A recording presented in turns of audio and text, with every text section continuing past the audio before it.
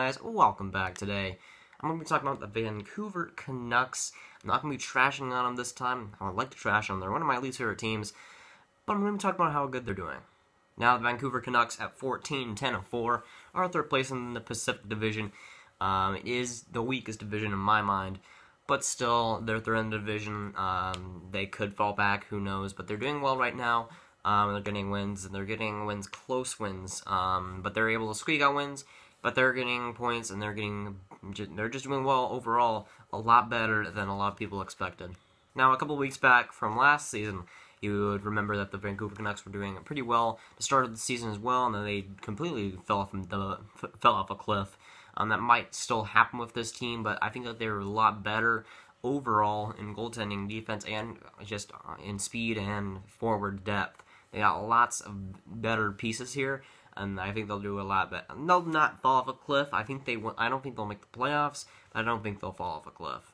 Derek Pouliot is probably their best defenseman, I'd say, for the first 20-30 games so far. You could see that Ben Hutton is the best, but he has kind of slipped down a little bit from last season. I think that he hasn't played as well as he did last season. And Derek Pouliot has really stepped up, and both defensively and offensively. And I think he's doing pretty well. And I think he'll probably finish the season as the Canucks' best defenseman. Now, the Canucks, compared to the league average, goals for, so how many goals they're scoring on total, the Canucks have scored a total of 78 goals. The league average is 83, so they're below that as well. But goals against, their league average is 83, but they're down at 75, so they're not allowing too many goals. They're allowing less than the league average, and they're doing pretty well in that standpoint, 8 less than the league average. But they're not scoring as many goals, but they're still winning games. Penalty power play, 20.21%, 21.21%. That's pretty crazy. And the league average is 19.64%. So they're doing really well on the power play. 21% is really solid. On the penalty kill, 80.21%, while the league average is 80.36%. So barely below the league average. Nothing to really worry about there. I'd say that there's still a league average there. Shot percentage, 9.6%. They're doing decent. They're doing a little bit above average there, while the league average is 9.3%. For the save percentage, you got a league average of .911, while their save percentage is at .919. So they're doing good in goaltending as well. Markstrom has played decent, especially recently. He's done really good recently, and Nilsson has done pretty much great the whole season now. So they got, overall, they're doing pretty good. Defensively, they're great, and the power play is doing really well as well. But they're not scoring too many goals. The depth scoring is kind of a little bit lacking there, but for right now, they're winning games. Now the goalies, Markstrom has a .917 goal save percentage in 20 games played, 2.41 goals against average, while Nilsson has 9 games played, a .922 save percentage, and goals against average of 2.68. So he's facing more shots, but he's stopping more, but he is letting a little bit more in. He is saving more shots, but the team overall is playing worse in front of him, and Markstrom is getting a lot more games. I'd give Nilsson a couple more games, see how he does. But Markstrom, apparently, for the Canucks standpoint, is their starter. Top 5 Corsi for percentage. This is probably my favorite stat to use for player performance. Top 5 Corsi for percentage, at least for advanced stats. At the top of the Vancouver Canucks, you got Daniel Sedin at 56.8%. Henrik Sedin at 55.7%. Both of the Sedin brothers are just fantastic on Corsi. They've been for a while there. Of course, Benoit Pouliot, Benoit Pouliot, what am I talking about? Derek Pouliot, who has a 52.8%. He's been doing fantastic, and I said before, he's been doing pretty great. He's their best defenseman for Corsi. And this is a surprise. This is a big surprise.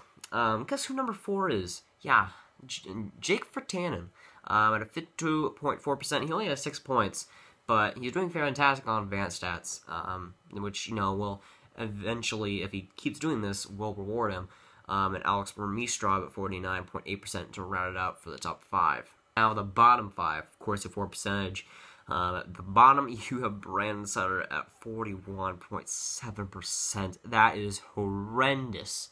That's about as bad as it gets. He's just been terrible, man. He's terrible defensively, terrible offensively. He's played bad, and he is not worth any sliver of that contract. Penguins got out of that contract easily, and the Canucks grabbed it, and center, at least for the advanced stats, is playing horrendous. And at the second spot on the bottom, that's where I put Derek Dorsett, but I don't really want to talk about that. You know what's happened. At number 3, it will be Eric Gudbranson at 43.2%. Not good at all. He has 0 points on the season. I think he has like 21 games played, something like that. Marcus Granlund, 44.3%. Bad. It's just bad. Michael Delzaster at 44.7%. Bad. It's just bad. Thomas Vanek, he's always an interesting guy for the advanced stats. 45.5%. He has 18 points, but he's not playing well at all advanced stats. So he's getting a few assists. I guess most of those are secondary. He has like 7 goals, something like that. He's not playing bad or terribly, but the advanced stats aren't giving him any favors. So I don't know. He hasn't. Nobody expects him to be good defensively. He is -8 defensively. Of course, he shows that he's pretty bad defensively. So yeah, he isn't expected to be good defensively. So I can't really say that he's been a disappointment. Now, the day that I was recording this, it is confirmed that Horvat is out for 6 weeks, which is going to be pretty problematic for this team. He is, I'd say, their second best player behind Besser. But he's a fantastic center for them, a great second liner, just fantastic player all around, defensively, offensively, physically. He's fantastic. 6 weeks, that's going to definitely hurt the Canucks, especially when you got Flames or teams like the Flames or the Ducks who might be rising in that division. You got Horvat out for 6 weeks, and they're going to need to adapt seriously. And they're going to need to be a lot better. You could see you can see both of the Seeding brothers replacing those minutes, and might even be good for the Canucks. But that's going to be a bit of a problematic thing right there. And for 6 weeks, that's a long time. They're going to need to adapt hard. But for right now, I think it's an accomplishment that the Canucks are where they are right now. I certainly expected them to be. I think I expected them to be like last, if not like. I don't know. I think they were last or like top 3 last in the Western Conference. I thought for sure they were going to be bad. But hey, they're doing decent right now. They might still fall off a cliff. Who knows? But I think that they're better than that. I think they might be a middling team that might contend for the playoffs, but won't make it. I'm sure they won't make it. I don't know. The Pacific is weird, so they might actually make it.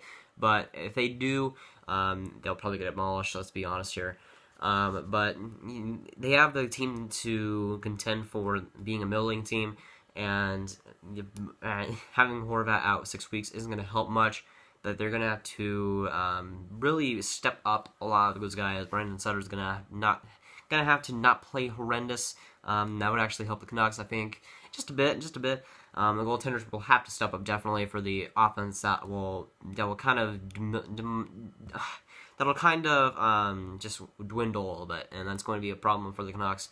And Horvat is definitely, I'd say, their best player all around. Canucks fans, you have the right to be excited. Let's be honest, Barzal is my Calder Trophy winner at this point. I know that's going to trigger some of you, but he has more points. Barzal has more of a Corsi for percentage. He's 6 points better than Besser.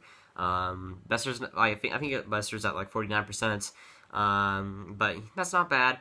But Barzal is great defensively, and still a fantastic playmaker. In my eyes, I think he wins it if I had to vote. But I think it will go to Besser, to be honest, because more goals, man. More goals! Why not? More goals. That's just fantastic. That's just all there is to hockey. Though it's super exciting to see a rebuilder that was pegged to be a rebuilder by most everybody, play well and do well to start off the season. Basically a lesser version of the Golden Knights, but the Vancouver Canucks have been doing well on all sides, on all cylinders, and they definitely deserve to be 14-10-4, to have a good record and be in a playoff spot. They've been playing well, and I hope to see them play better. Even with Horvat out, they might still do it. I have faith in the team.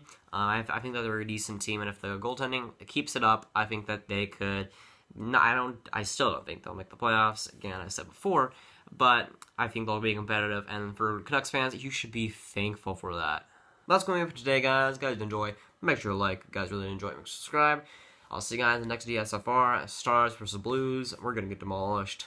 Goodbye.